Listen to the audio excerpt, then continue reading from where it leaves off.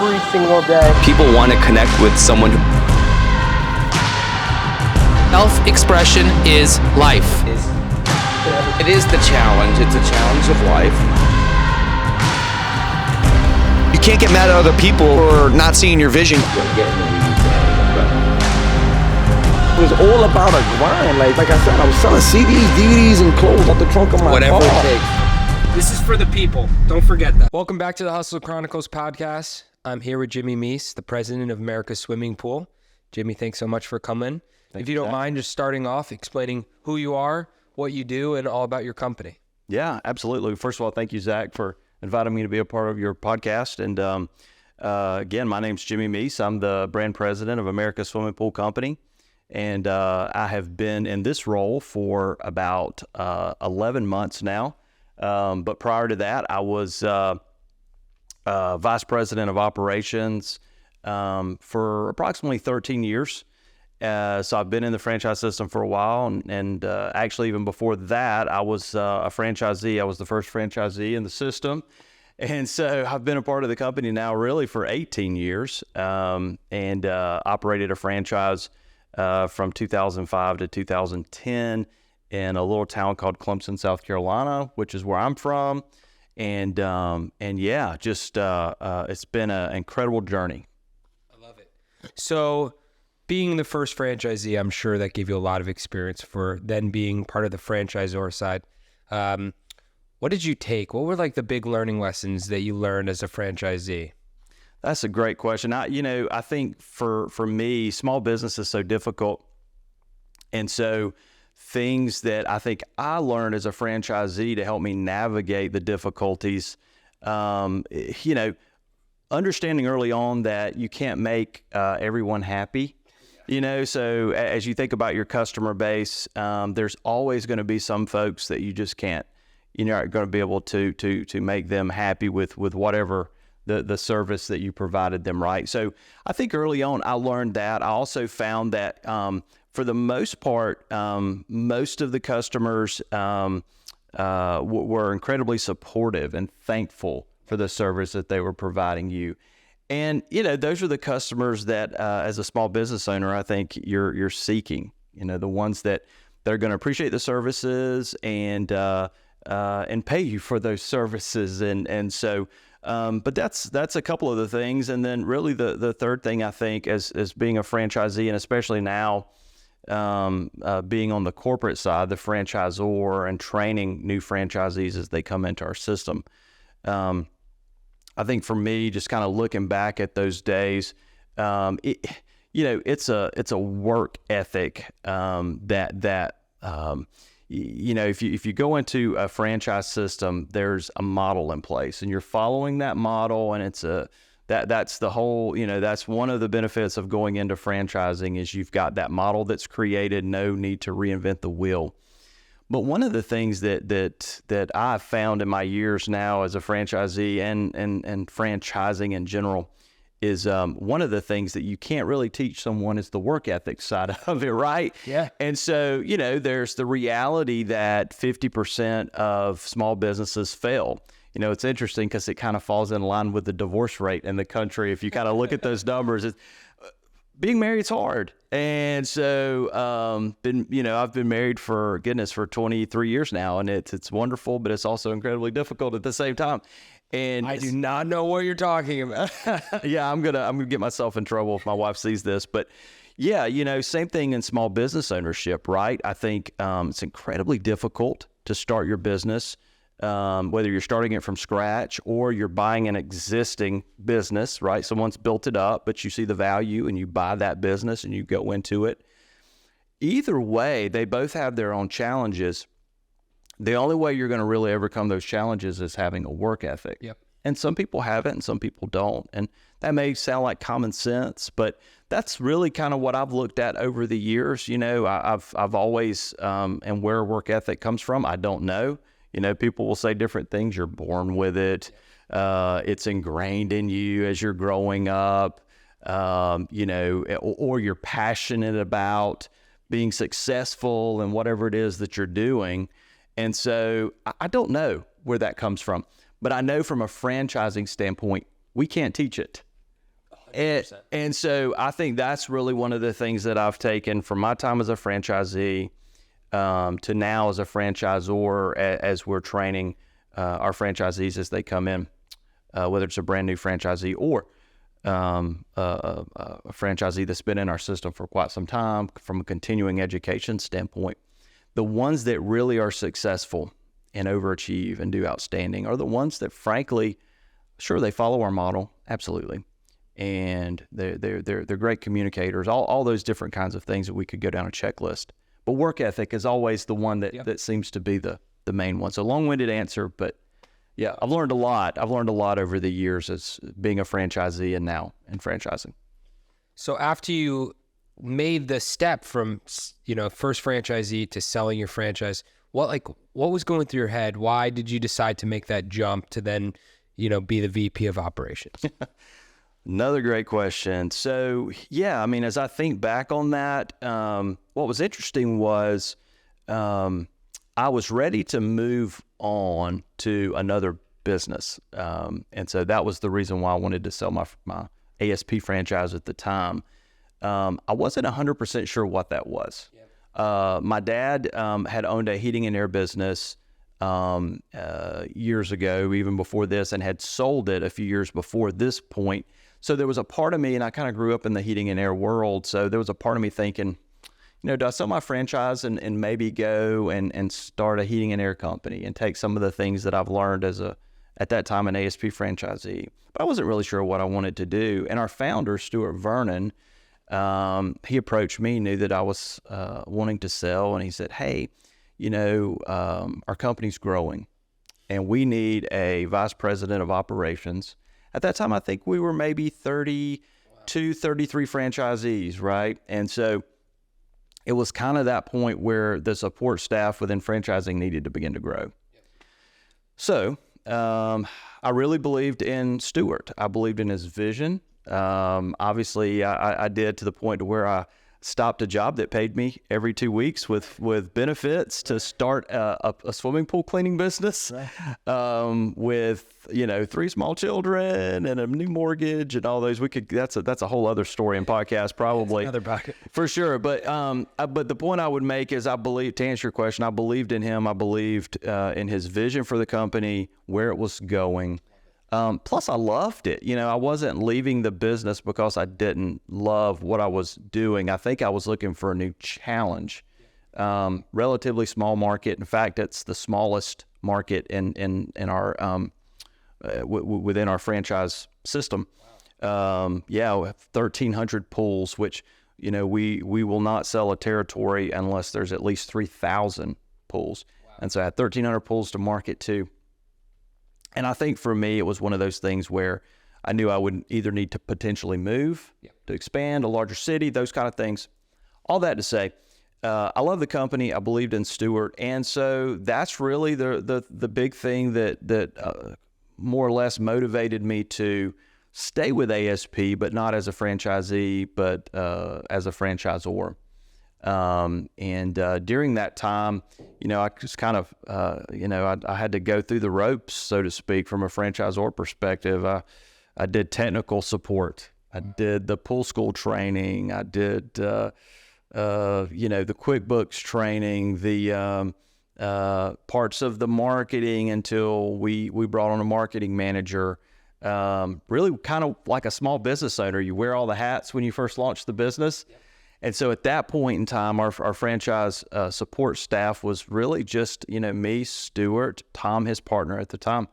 And so wore a lot of hats. And so the challenge, it was almost that challenge that I was missing, that I was looking for, was fulfilled coming on board. And people ask me, I've been, in the franchisor side now for 13, going on 14 years. They ask me that, is it mundane, and it's not, because it's just different every day. Everything changes. Yep. And so, absolutely. So anyway, hope that answered your question. And answered perfectly. And you skipped over convincing your wife to move to Georgia and leave. I did. I left that out, not intentionally, but it was a big decision for our family to make. A very young family at the time. Our 3 children were all, under the age of, I guess, 11 when ultimately we made the decision to move to Macon.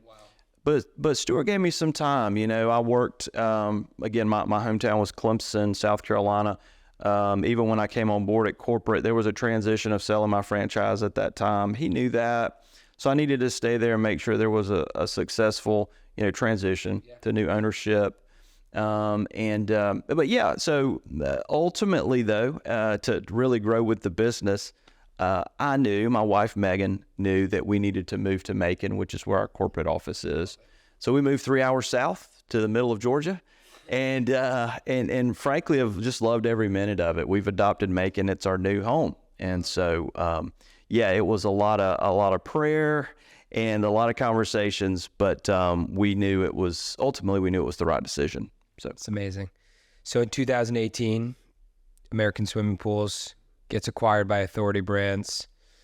Obviously, that's a huge accomplishment for you guys, especially that you were there for the amazing growth that happens. Yes. What did that feel like to be part of the franchisor side when you finally hit that milestone? 5% of most businesses don't make it past $1 million, right?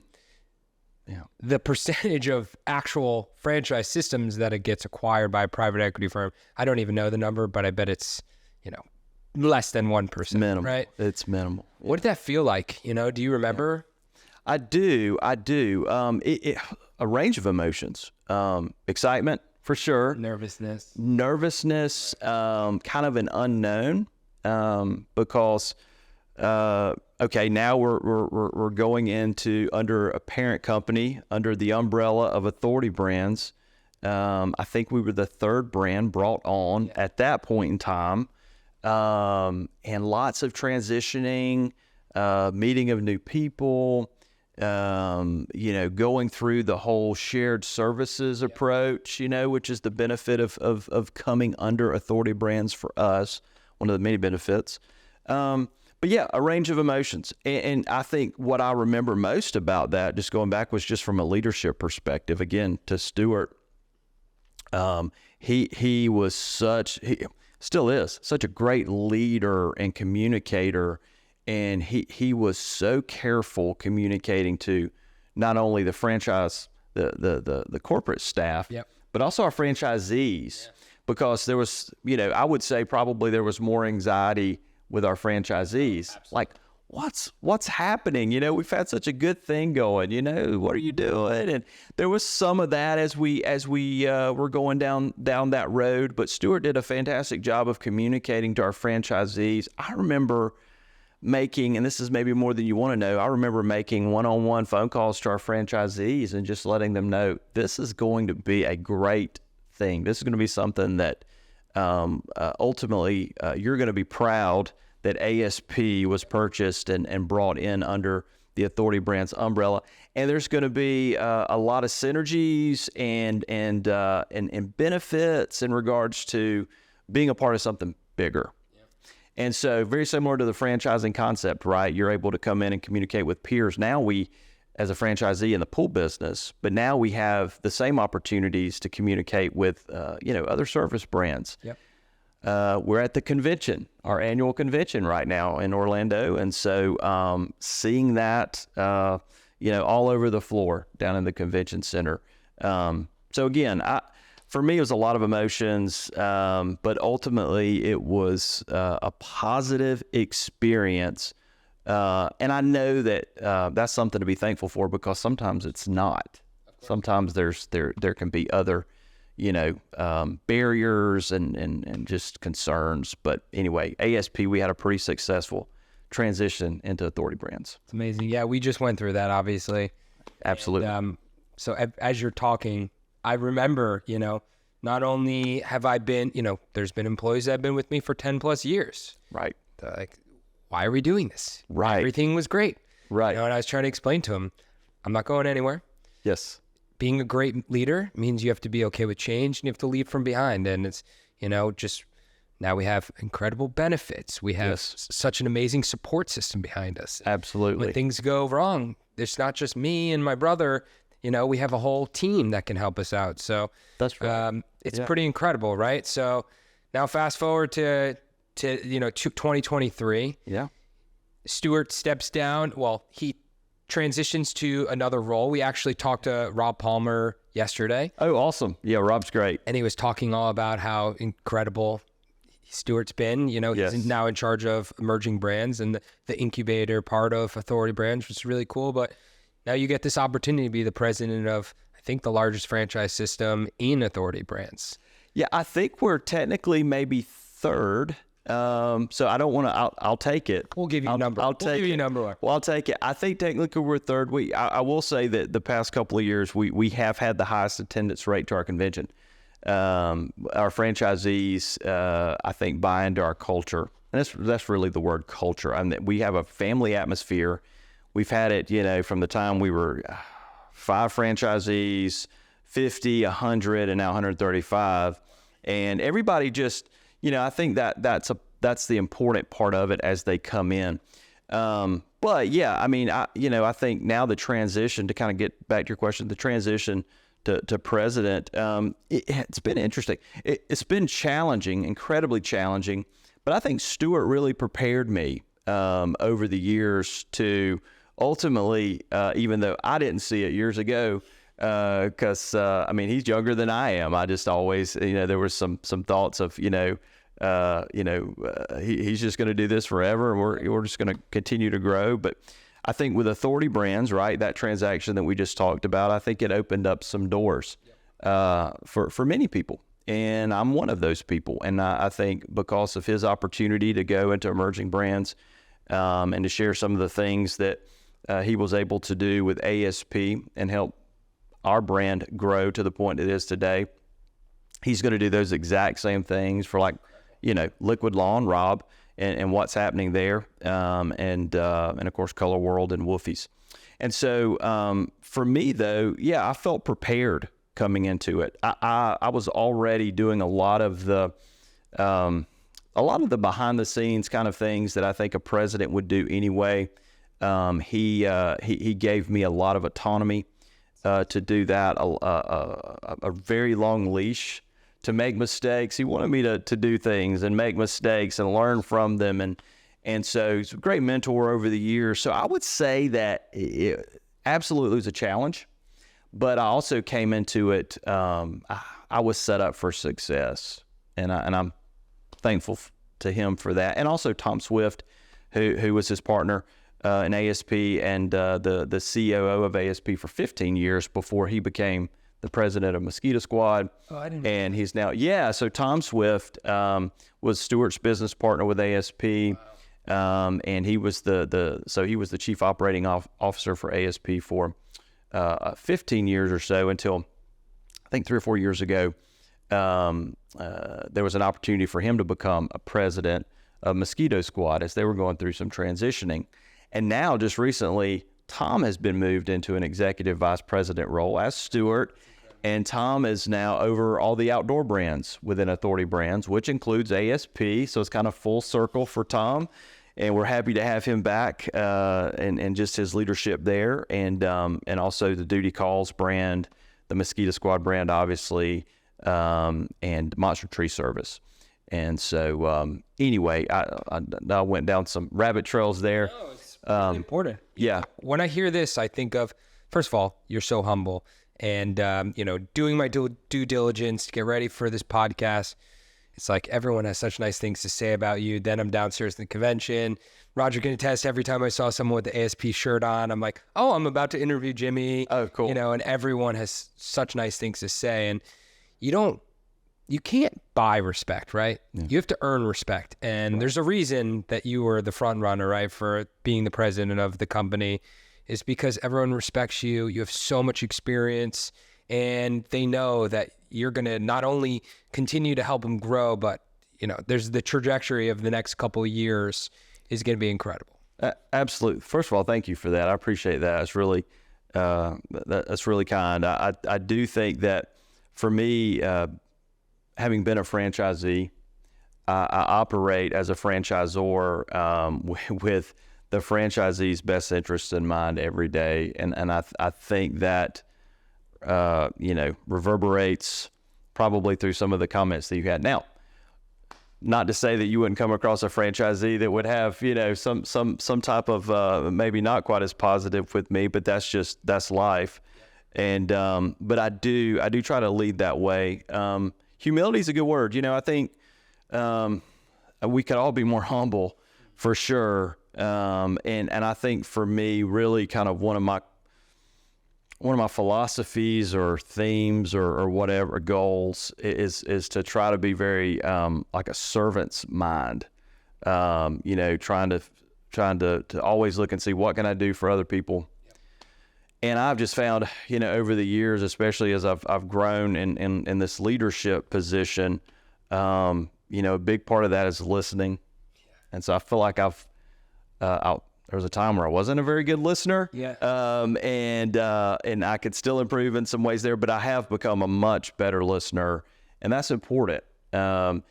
What you do here with podcasting, being a good listener is critical, right? To what you do, and it makes you really good at what you do, because I can tell that. And so, I guess again, that's just one of those things for me.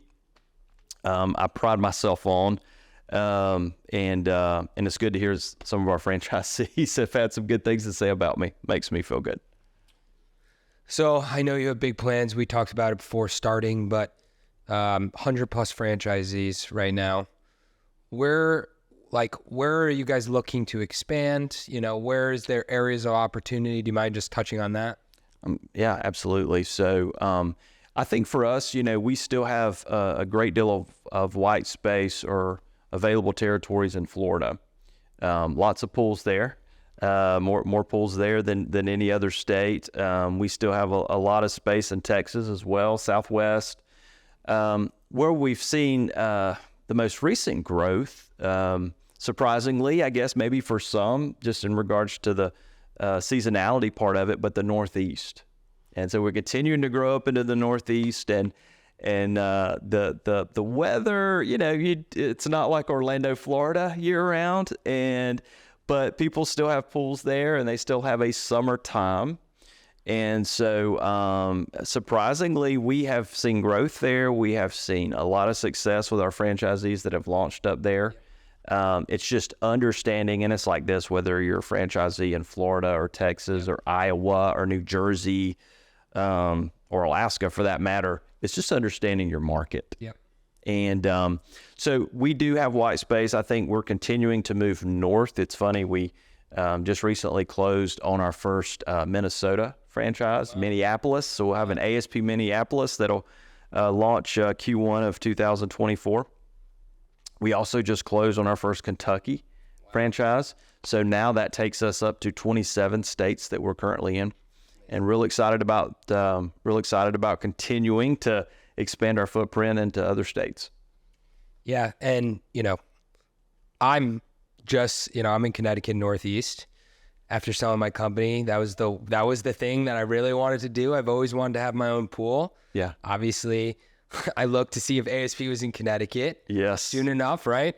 But I've learned a lot. I did my due diligence, searched far and wide to make sure.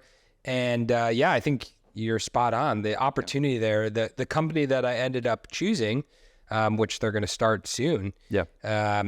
They said that the market for pools in Connecticut has blown up during COVID. Wow. Correct. Yeah. And that's something we've seen since COVID.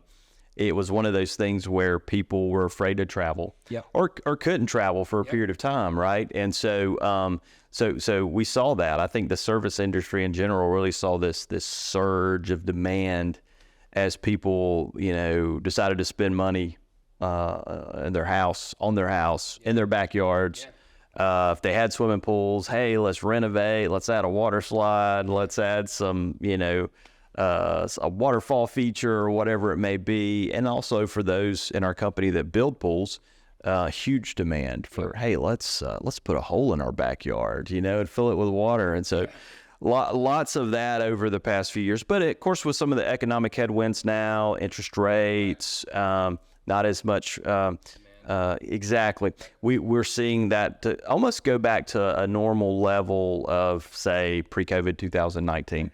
Yeah. It's just correct. So, Yeah, I mean, I ended up talking to like 10 pool I mean, it's a huge investment, right? Yes. And a lot of them were telling me we couldn't start until spring of 2025, right? Wow.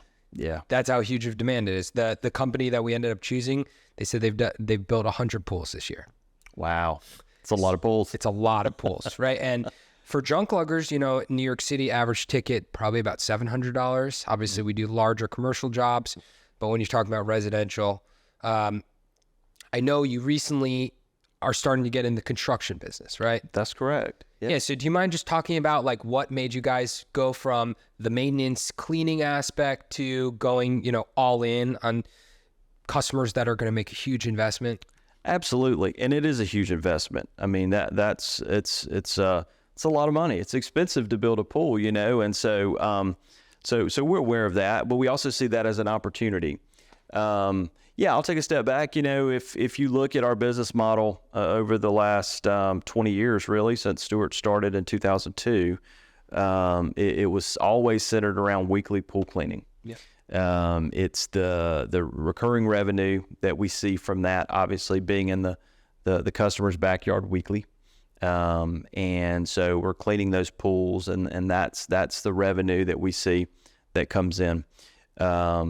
Recurring, as I said. And then there's the service and repair side of it. So, you know, pool pumps and filters and heaters and pool lights, and a host of other things are going to break. And so we go in and we replace and repair them. And so the renovation side of our business was always that third leg of our revenue streams. Again, we're in the backyard, we're cleaning the pool. Pools get old over time. Yep. They need new liners, or if it's a plastered concrete pool, the shells begin to wear down over time, so they need to be resurfaced. Tile begins to come off over time, so you retile. Concrete decking around the pool. Concrete, you know, it cracks, right? All concrete cracks at some point, and so being able to go in and offer the renovation of our existing customers was just made sense to do that. Now, what has always kind of been the outside fourth revenue stream for us is the pool construction side. What's interesting for us is when Stewart began to create the franchising model for ASP, in some ways what he created is recession-proof. Most people that have swimming pools, and I can say this because I was a franchisee in 2007, 2008, 2009, it was incredibly difficult, way more difficult than it is now. And so, but what was interesting is I think about my customer base then is people, even through a recession, most people that have swimming pools, they have money to, the last thing they're going to want to do is let the pool turn green. Right. The last thing you're going to do is fill in a pool that they spent 30, 60, 90, $200,000 on, right? So we saw that it was a recession proof. And so that allowed us to, you know, again, continue to do the maintenance, the service, the renovation side. Now, what's happened almost just organically in our company is several of our owners, 28 to be exact, currently build swimming pools. It's not necessarily a part of our model per se, but it's one of those kind of, it's like a, you know, it's a plus one, right? It's a, you know, hey, you can make good money building swimming pools, but also it wasn't necessarily a part of our model, so it wasn't an expectation or even a requirement, right? It was like, yeah, you can build pools, we'll help support you there. Most of the owners that build now are they just love it, right? They're creative. Maybe they were former engineers, maybe they were former project managers, or in some type of home construction or remodeling. That seems to be our franchise owners that were like, we're going to build pools because we just enjoy doing it. Now, what we've decided to do from a shift perspective, and especially because of the demand we saw from COVID, all of our franchisees were getting blown up with phone calls over the past few years about, you know, hey, we would like a pool in our backyard. Yep. Well, when you've only got 20% or so of your, or less than that are building pools, a lot of missed opportunity. Of course. And so what we're trying to do now, we've actually partnered with a consultant who has been in the pool industry for a long time. He's built a lot of pools, and he is now in a consulting role. We've partnered with him, and we've also partnered with some of our vendors, specifically Latham fiberglass pools. And so the idea is for us to create the ASP pool construction program. We've never done that before, and so this is new, and this is going to be an opportunity for the franchisees who currently do not build but would like to get into that side of our business with as little barrier to entry as possible. And so we've started it. We started it a couple of months ago with our consultant and creating some vendor partnerships. I think for us, the biggest opportunity, Zach, is going to be from a fiberglass pool installation standpoint, and I'll explain why. You can install a fiberglass pool in about 2 weeks. Wow. A vinyl liner pool or a gunite pool, the plastered concrete pool, those can take anywhere between 4 weeks and 12 weeks, 16 weeks if it's a high-end custom pool. And a lot of these things always, the variable is weather, right? But even if the weather's good, it can take a much longer time for a vinyl liner pool or a gunite pool. So we feel like partnering with Latham fiberglass pools, and they have created a line for us, the Liberty line, is going to allow our franchisees to come in I would say it's never easy to build a swimming pool, but again, maybe less barrier to entry, right? They're going to be able to come in and install a fiberglass pool. They're going to have the training going into it.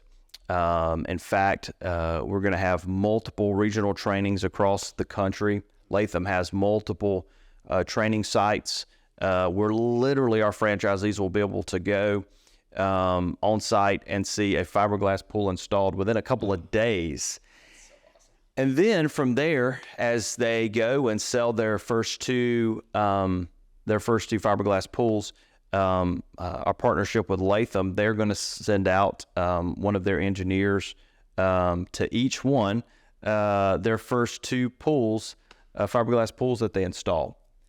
So that's one of the things that we've seen with some of our franchisees. Hey, we would love to go into the pool construction side, but it's intimidating. Of course, we've got to dig a hole, and we've got to pull permits and all these kinds of things. So that's a part of our plan. We're going to put all the checklist items together. Here's what you need to do.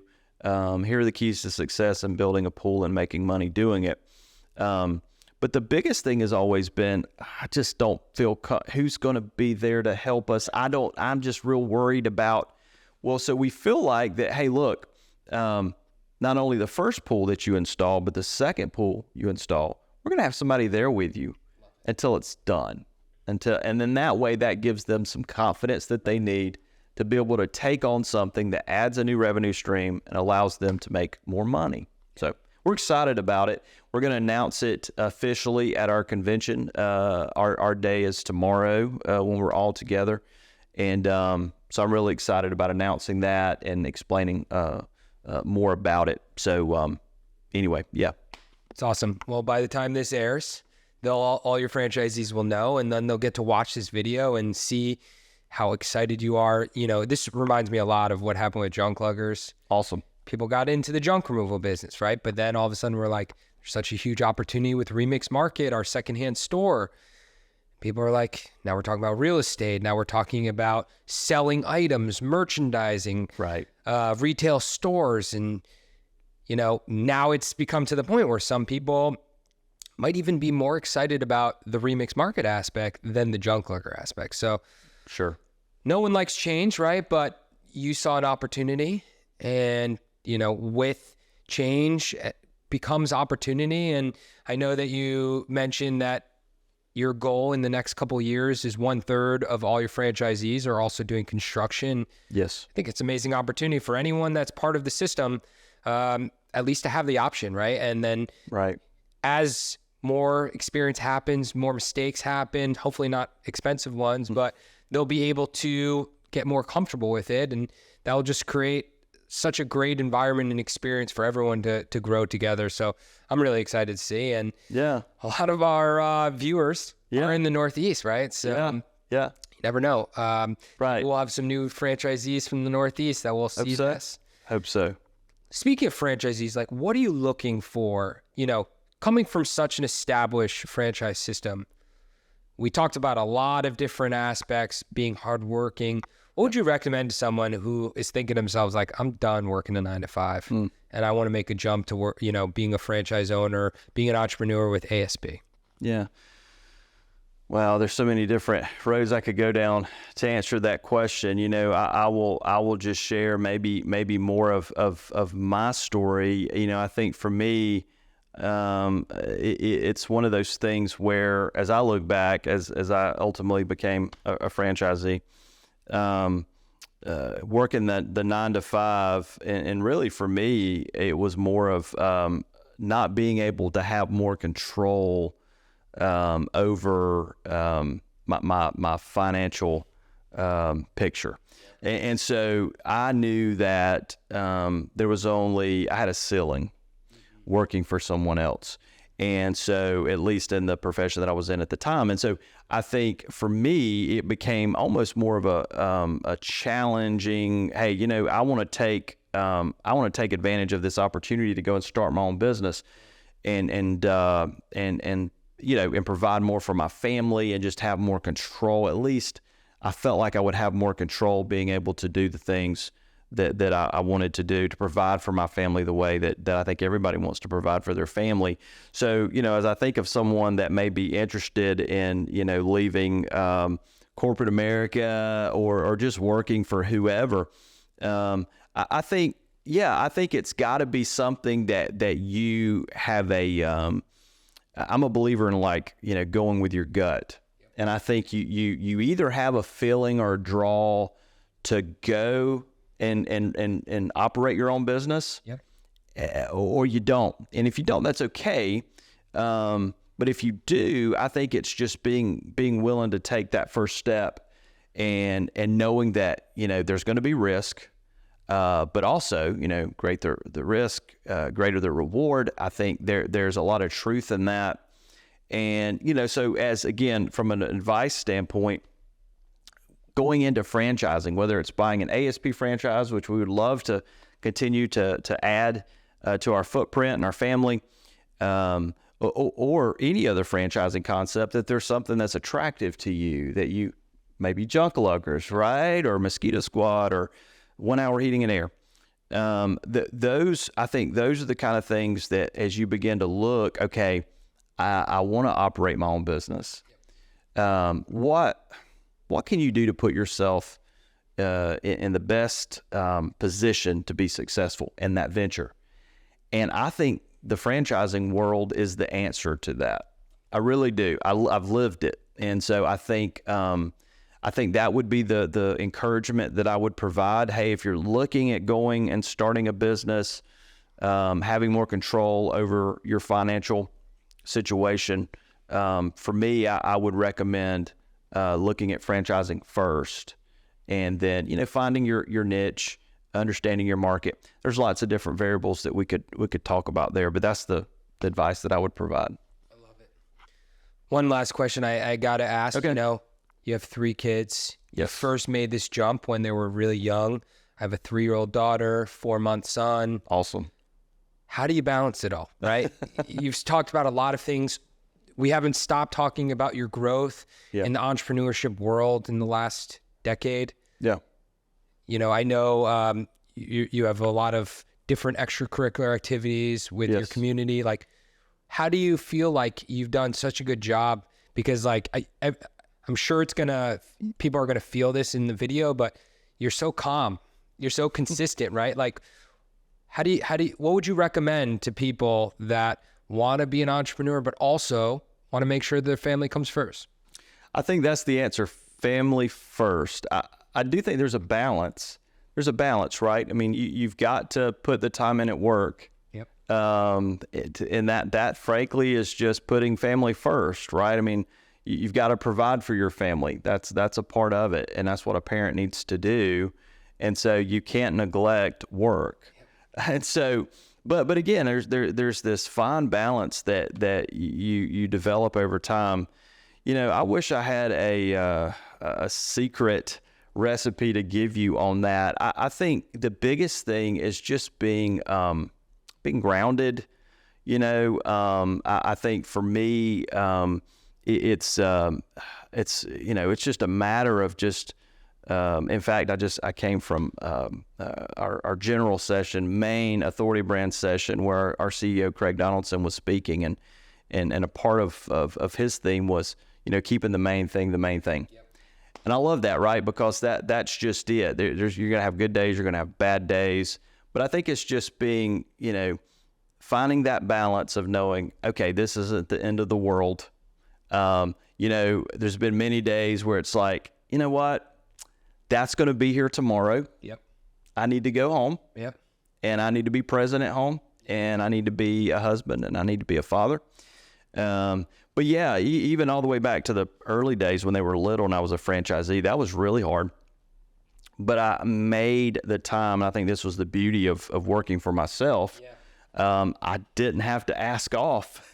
So, you know, it was one of those things where I was always the t-ball coach. I was always the soccer coach, and I was always the basketball coach, and those seemed to be the sports that my kids played. But I always made time for that. I remember I would come in and I would smell like chlorine, and I'd be sweaty, you know, and I've got my ASP gear on, and I come flying into the recreation area parking lot, and but I always would make all of those games because family first. You know, that was incredibly important to me, and so yeah, it's just finding balance. There's no secret recipe to it.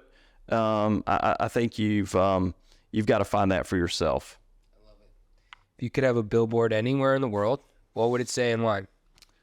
That's a great question. If I could have a billboard anywhere in the world, I think from an ASP perspective, and I'm assuming that's what you're asking about. Hey, this is going to be on me, right? We're going to put the billboard up for you, so you can have whatever you want. If you want to have it.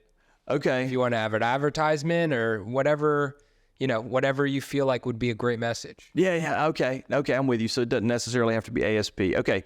So yeah, and again, I think I mentioned this earlier. One of the main, you know, kind of words that I live by, or a way that I try to live my life is you know, having a servant's heart. So maybe something like that, serve others. I just think, you know, we've done this thing recently as a part of Authority Brands with the Boys and Girls Club. Yep.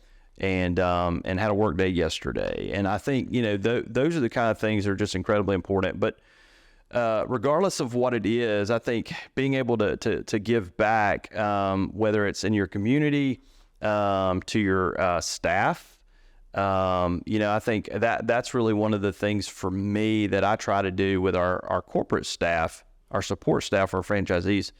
I feel like I spend most of my time now working with them. And I think that's important, right? I want to make sure that I'm helping them have all the tools that they need to be successful in their roles, because I also know that that's going to reflect down to their support to the franchisees.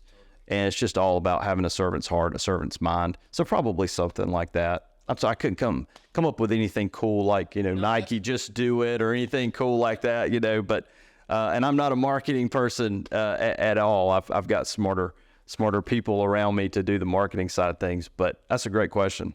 That's awesome. People want to reach out to you personally. If people are interested in ASP, how would they get in touch with you? How would they get in touch with if they're interested in purchasing? Absolutely. The easiest way to do that would just be go to our website, you know, www, if you still type those in, like for us old folks, but asppoolco.com. So asppoolco.com. And if you go to asppoolco.com, you can learn more about who we are, the services that we provide. There's also a link that would send you, if you're interested in franchising with us, and it'll show you a lot of cool videos of existing franchisees and what their path has looked like with us, and some success stories, and just any kind of general contact information that you would need if you would like to learn more about us. We would love to talk to you. It's great. And from personal experience, the demand is booming right now in the Northeast. So if you're watching this from the Northeast, there's a great opportunity here. Absolutely. Any questions you have for me? Yeah, I do have a question for you. So I'd love to know, how long have you been podcasting? A year, right, Roger? We've been doing it for a year. There's been definitely times for medical reasons that we had to take breaks. This we took off the last 6 months. I had to get surgery. My son was born. But Roger and I have loved doing this. To me, it's very similar to what you're talking about. There's no economic benefit to it, but I get so much out of it, right? Just from listening to people who are passionate. And there's so many things. Like if you look at social media, everyone's life is perfect, right? But then you spend time, 45 minutes, an hour, and you see all the hard work and dedication that goes into successful entrepreneurs like yourself, right? Right. So to me, it's such a breath of fresh air to hear. Like there's so many times that you're talking, I'm like, wow, like you do swimming pools, we do furniture removal, yet there's so many similarities because we're humans, right? We have things go on every single day, some good, some bad. So yeah, we're shooting 8 podcasts in the next 48 hours. That's fantastic. With all the presidents, 8 of the 15 brands that Authority Brands does. Shout out to Elliot for making this happen for us. Elliot's awesome. Yeah. And I mean, I'm just fired up again. I really am. It's been great. And I think we're so fortunate that we were acquired by Authority Brands. And I feel like my journey is really just begun. It's another chapter in the book.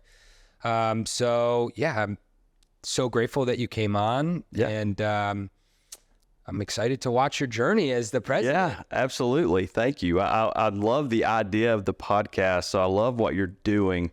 Big podcast, right? You and I have conversed a little bit, and I was sharing with you, just some of the mini podcasts that I listen to, but I think they're incredibly important in today's day and age, and the relevance of it and those kind of things. And I think there's opportunity even for the swimming pool industry from a podcast perspective. There's 2 or 3 out there that I've listened to, but there's lots of opportunity out there from that side of things as well. But thank you for asking me to be a part of this. It was fun, and I enjoyed it, and I wish you the best as well as you continue. That wraps up our episode with Jimmie. Hustle Chronicles podcast. Follow us, Instagram, LinkedIn, Facebook. Follow us on YouTube, Spotify. I don't know what these millennials are doing nowadays, but you follow us. We're there. Thank you all so much. We appreciate you listening. Like, comment, subscribe. Thank you so much, Jimmie. And make sure you go check out ASP.